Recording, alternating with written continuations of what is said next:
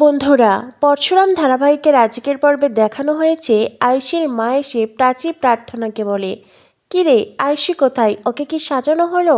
তখনই প্রাচী বলে, তটিনীদি তো আয়ুষীকে সাজাতে চেয়েছিল, সেই তটিনীদি যে কোথায় তাকে তো দেখাই যাচ্ছে না। নন্দিনী বলে, সত্যি তটিনী এখনও এলো না।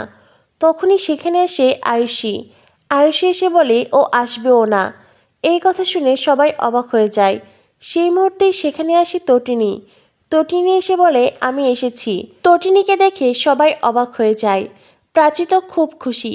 তটিনীর সাজ পোশাক সে মুগ্ধ হয়ে দেখছে। তখনই তটিনী আয়ুষীর কাছে এগিয়ে এসে বলে, কী রে, কী ভেবেছিলি আমি আসবো না তাই তো?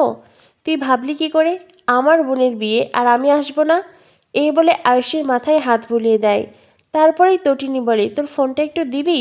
আমার ফোনটা অটোতে কোথায় যে রেখে এসেছি খুঁজেই পাচ্ছি না, দে না একটু। এরপরেই আয়ুষী নিজের ফোন দেয়।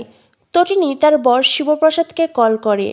অন্যদিকে শিবপ্রসাদ ওরফে পরশুরাম, সে তার বসকে বলছিল সে আর এই জব করবে না। যেই জব করতে গিয়ে নিজের স্ত্রীকে নিজের হাতে শেষ করেছে, সেই জব সে আর করতে চায় না। তখনই পরশুরামের ফোন বাজে। ফোনের ওপাশ থেকে তটিনী বলে, কি গো, তুমি কোথায়? এটা শুনে পরশুরাম অবাক হয়ে যায়। পরশুরাম বলে, কে কে আপনি?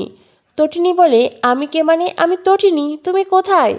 এখনও তো এলে না, আর বাচ্চাদেরও তো স্কুল থেকে নিয়ে এলে না। পরশুরাম বলে, তুমি কোথায় আছো? তটিনী বলে, কোথায় আর, আমি আমার বাবার বাড়ি আছি। আমি তো আয়ুষীকে সাজাতে এসেছি, এখন ওকে সাজাতে বসবো। তুমি কোথায়? বাচ্চাদের নিয়ে এসো, ওরাও তো এখানে আসবে। এখানে দুপুরে খাওয়া দাওয়া করবে তোমরা। আমার লাট্টু ও মাটন খেতে খুব পছন্দ করে, তাই লাট্টুকেও তাড়াতাড়ি নিয়ে এসো। পরশুরাম পুরোই অবাক হয়ে গেছে, যাকে বলে পুরোই বোকা হয়ে গেছে। পরশুরাম তটিনীকে বলে, তুমি ঠিক আছো? তটিনী বলে, হ্যাঁ, আমার কি হবে, আমি তো ঠিকই আছি। পরশুরাম বলে, এটা কি করে হলো? না মানে, তুমি কি করে ঠিক থাকতে পারো? তটিনী বলে, তোমার কি হয়েছে বলো তো? পরশুরাম বলে, ঠিক আছে, আমি পরে কথা বলছি। এই বলে পরশুরাম কল কেটে দেয়। অন্যদিকে আমরা তটিনীর চোখের মধ্যে চালাকি ভাব দেখতে পাই। এদিকে পরশুরামও অবাক হয়ে আছে, পুরো স্তব্ধ হয়ে আছে। বস পরশুরামকে বলে, কি হয়েছে? পরশুরাম তার বসকে বলে, বস, আমি নিজে তটিনীর দিকে চেম্বার চালিয়েছি, ওর আঘাত লেগেছিল, আর ও তো উঁচু বিল্ডিং থেকে পড়ে গিয়েছিল। বলরাম, সৌরভ, মায়া, তোরা বল না, তোরা তো ছিলি ওখানে। তখনই মায়া বলে, হ্যাঁ বস, আমরাও তো সেখানেই ছিলাম। এরপরেই সৌরভ বলে, তবে আমরা কেউ চেম্বার চালাতে দেখিনি, তবে এমন ঘটনা ঘটতে পারে এমনটার আভাস পেয়েছি। বলরাম বলে, তো এখন কি হয়েছে? বস বলে, এখন কি হয়েছে বলো? পরশুরাম বলে, স্যার, আমি যদি ওকে আঘাত করে থাকি আর ও যদি অত উঁচু বিল্ডিং থেকে পড়ে গিয়ে থাকে, তবে ও এখন আমার শ্বশুরবাড়িতে কি করে গেল? ও আমার শ্বশুরবাড়ি গিয়ে ওর বোনকে সাজাচ্ছে, এটা কি করে সম্ভব? স্যার তখন পরশুরামকে বলে, কি বলছো তুমি? এটা তো একটা ধাঁধা হয়ে গেল। এরপরে সৌরভ, মায়া, বলরাম তারাও ভীষণ অবাক। পরশুরাম বলে, বস, আমি নিজের চোখে তটিনীকে দেখতে চাই, আমি এখন ওখানে যেতে চাই বস, প্লিজ আপনি অ্যালাউ করুন। বস বলে, ঠিক আছে, তুমি এখন যাও। পরশুরাম ওখান থেকে চলে যায়। অন্যদিকে বস মায়ার সৌরভকে বলে ঘটনাস্থলে আবার যেতে। পুরো এরিয়াটা তন্ন তন্ন করে খোঁজো, কোথাও কোনো ক্লু পাওয়া যায় কি না। আর বলরাম, তুমি যে এই ব্লাড স্যাম্পল কালেক্ট করেছো সেটা এখনই ফরেন্সিকে পাঠাও, আমার ইমিডিয়েটলি টেস্টের রিপোর্ট চাই। বলরাম বলে, ওকে স্যার। এরপরে সবাই যে যার মতো কাজে চলে যায়। বস মনে মনে বেশ দ্বিধায় পড়েছেন। হঠাৎ করেই এমন একটি ঘটনা ঘটল। পরশুরাম নিজে যেখানে তটিনীকে দেখেছে, আর এখন তটিনী একেবারেই ঠিক, সে তার বাবার বাড়িতে, এটা কী করে সম্ভব? কে তটিনী? এটা কেমন ধাঁধা? এদিকে দেখানো হয় তটিনী আয়ুষীকে সুন্দর করে সাজিয়েছে। বোনেরা সবাই আয়ুষীকে ঘিরে ধরে গান গাইছে। আয়ুষী নিজেও গান গাইছে। আর এই সব কিছু দেখে আয়ুষীর মা খুব খুশি। এরপরেই সেখানে আসে শিবপ্রসাদ। লাট্টু পিকোকে সাজিয়ে গুছিয়ে এনেছে, নিজেও খুব সুন্দর করে সেজে এসেছে। তবে শিবপ্রসাদের চোখে জল ছলছল করছে। তটিনীকে দেখে সে ছুটে আসে। তটিনীর সামনে দাঁড়িয়ে বলে, তুমি ঠিক আছো তো? তোমার কিছু হয়নি তো? কোথাও কোনো চোট লাগেনি তো? তটিনী বলে, তোমার কি হয়েছে বলো তো? আমি তো ঠিকই আছি। শিবপ্রসাদ তখন তটিনীকে ঝাপটে জড়িয়ে ধরে, বেশ অদ্ভুত আচরণ করতে থাকে। তটিনী বলে, কি হয়েছে তোমার? শিবপ্রসাদ বলে, সরি সরি তটিনী। অন্যদিকে এই সব কিছু দেখে তটিনীর ভাই বোনেরা তারা তো বেশ অবাক। তটিনী বলে, কি করছোটা কি, এখানে তো সবাই আছে, ছাড়ো। তখনই আরাধ্যা বলে, খুব ভালোবাসা দেখছি। এরপরেই শিবপ্রসাদ ওখান থেকে চলে যায়। নন্দিনী বলে, হ্যাঁ ভালোবাসা, ওদের সংসারে কিছু থাক না থাক ভালোবাসাটা আছে। তটিনী বলে, জীবনে তো অতটুকুই প্রয়োজন ভালোবাসা, আর কিছুর দরকার নেই। এরপর দেখানো হয় সখী ভাবনা কাহারে বলে, সখী যাতনা কাহারে বলে। গানটা গাইতে শুরু করে নন্দিনী, আর সেই গানের সুর মেলাই তটিনী। অন্যদিকে দেখানো হয় পরশুরাম তটিনীর ঘরে এসে বসে আছে। পরশুরাম বেশ অস্থির।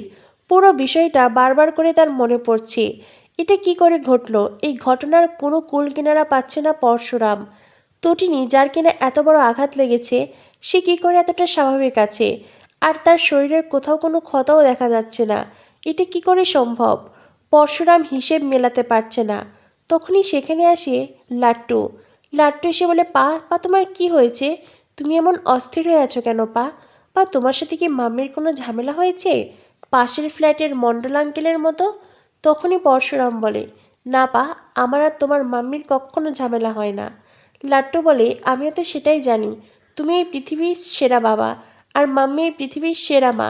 তবে তোমাকে এমন অস্থির দেখাচ্ছে কেন পা? কি হয়েছে তোমার? শিবপ্রসাদ বলে, আমি একটা অঙ্ক মেলাতে পারছি না। লাট্টু বলে, অঙ্ক? অঙ্ক তো স্কুলে ম্যাম দেয়, গণিতের বই থাকে। তখনই শিবপ্রসাদ বলে, অঙ্ক শুধুমাত্র গণিতের বইয়ে থাকে না বাবা, অঙ্ক আমাদের জীবনেও থাকে, আর সেই অঙ্কেরই হিসেব মেলাতে পারছি না। তখনই সেখানে আসে তটিনী। তটিনী এসে শিবপ্রসাদকে বলে, কোন অঙ্কের হিসেব মেলাতে পারছো না তুমি? এটা শুনে শিবপ্রসাদ তটিনীর দিকে তাকায়। তটিনী এসে তার বরকে বলে, কি হয়েছে তোমার বলো তো? কি হয়েছে? কিছু কি হয়েছে? শিবপ্রসাদ বলে, না কিছু হয়নি। তটিনী, তটিনী তুমি এখানে আসার আগে কোথায় ছিলে? তটিনী বলে, কোথায় থাকবো আবার, রাস্তায় ছিলাম। শিবপ্রসাদ বলে, আমাদের বাড়ি থেকে এই বাড়ি আসতে তো এতটা সময় লাগে না, তো তুমি এই সময়টুকু কোথায় ছিলে? তটিনী বলে, রাস্তায় খুব জ্যাম ছিল গো, তাই আসতে দেরি হয়েছে। প্রথমে রিক্সা নিয়েছি, তারপরে বাসে আসতে হয়েছে, তাই দেরি হয়েছে। শিবপ্রসাদ বলে, আমি গাড়িটা বিক্রি করে দিয়েছি বলে তোমার যাতায়াতে খুব সমস্যা হচ্ছে তাই না? তটিনী বলে, তোমার কি হয়েছে বলো তো? শিবপ্রসাদ বলে, তুমি ঠিক আছো তো? তোমার কোথাও চোট লাগেনি তো? তটিনী বলে, না, আমার কোথায় চোট লাগবে, আমি তো আয়ুষীকে সাজাচ্ছিলাম। শিবপ্রসাদ বলে, সত্যিই তোমার চোট লাগেনি? তটিনী বলে, কি হয়েছে বলবে? শিবপ্রসাদ বলে, না মানে আসার পথে শুনলাম রাস্তায় কারোর একজনের অ্যাক্সিডেন্ট হয়েছে, সেজন্যই বলছিলাম। এই বলে শিবপ্রসাদ ওখান থেকে চলে যায়। তটিনী বলে, আমার কিচ্ছু হয়নি, আমি একদম ঠিক আছি, এখন যাও বাচ্চাদের নিয়ে খেতে বসো। শিবপ্রসাদ বলে, তুমি খাবে না? তটিনী বলে, না গো, এখন আমি খাবো না, আমি পরে খাবো, তুমি যাও তো। এই বলে তটিনী শিবপ্রসাদকে ওখান থেকে পাঠিয়ে দেয়। আর তারপরেই আমরা দেখতে পাই তটিনী তার হাতে প্রচণ্ড ব্যথা অনুভব করছে। আসলে তটিনী হাতেই আঘাত পেয়েছে, ব্লাউজ থাকার কারণে শিবপ্রসাদ সেই ক্ষতস্থান দেখতে পাচ্ছে না। এরপরেই তটিনী তার লোককে কল করে। তটিনী তার লোককে জানায়, ইমিডিয়েটলি আমার ডক্টর প্রয়োজন। তখনই নিশা বলে, কিন্তু তটিনী বলে, কিন্তু নয়, আমার খুব তাড়াতাড়ি ডক্টর লাগবে। নিশা বলে, সে না হয় ম্যানেজ করলাম, কিন্তু এই বাড়ি থেকে বেরোবে কি করে? তটিনী বলে, যেভাবেই হোক আমাকে এই বাড়ি থেকে বেরোতেই হবে, তুমি তাড়াতাড়ি ডক্টরের ব্যবস্থা করো। নিশা বলে, অত উচ্চতা থেকে তুমি পড়ে গিয়েছিলে, আমরা যদি ওই সময় না থাকতাম তো? তটিনী বলে, সেটা আমি জানি নিশা, আজ তোমরা না থাকলে হয়তো আজই আমার শেষ দিন হতো। যাই হোক, দেখো একটা ডক্টরের ব্যবস্থা করো। এই বলে তটিনী কল কেটে দেয়। এরপরেই তটিনী তার আরও একজন লোককে কল করে। তটিনী বলে, আমি আমার বোনকে সাজিয়েছি। লোকটি জানায়, এদিকে বিজেতে লাহিড়ী সেও রেডি হয়েছে। এরপরে লোকটি তটিনীর কাছে জানতে চায়, আচ্ছা, তোমার দিকে যে চেম্বার চালিয়েছিল সে কে ছিল? আর এটা শুনেই তটিনী খুব অবাক হয়ে যায়। তটিনী বারবার ভাবতে থাকে সেই লোকটি আসলে কে ছিল। তো বন্ধুরা, কি হতে চলেছে পরশুরাম ধারাবাহিকে? পরশুরাম ধারাবাহিকের পরবর্তী আপডেট পেতে আমাদের সাথেই থেকো। ধন্যবাদ সবাইকে।